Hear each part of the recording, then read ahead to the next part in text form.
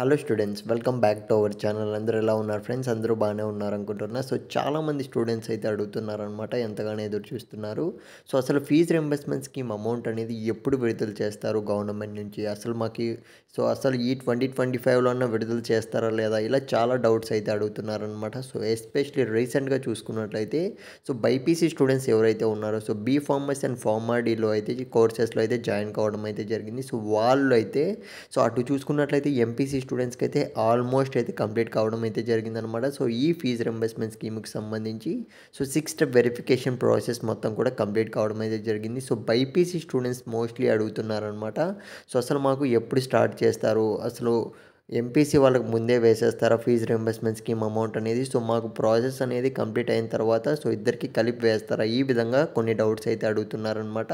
So guys, క్లియర్గా చూసుకున్నట్లయితే fee reimbursement స్కీమ్కి సంబంధించి ఎంపీసీ స్టూడెంట్స్కి అయితే సక్సెస్ఫుల్గా కంప్లీట్ కావడం అయితే జరిగింది ప్రాసెస్ మొత్తం కూడా.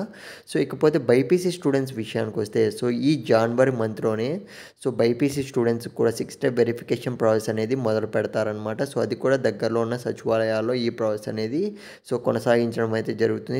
దట్టు మీకు కాలేజెస్లో మీరు జాయిన్ అయ్యి ఉంటారు కదా.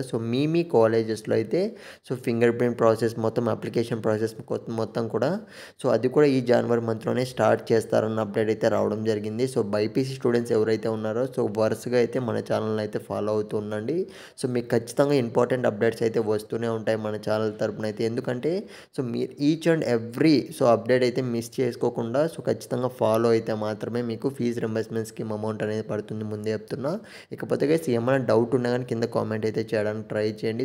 హోప్ఫుల్లీ ఖచ్చితంగా ఫిబ్రవరి మంత్లో ఫీజు రింబర్స్మెంట్ స్కీమ్ అమౌంట్ అనేది విడుదల చేస్తారన్న అప్డేట్ అయితే వచ్చింది. వెయిట్ చేద్దాం ఖచ్చితంగా.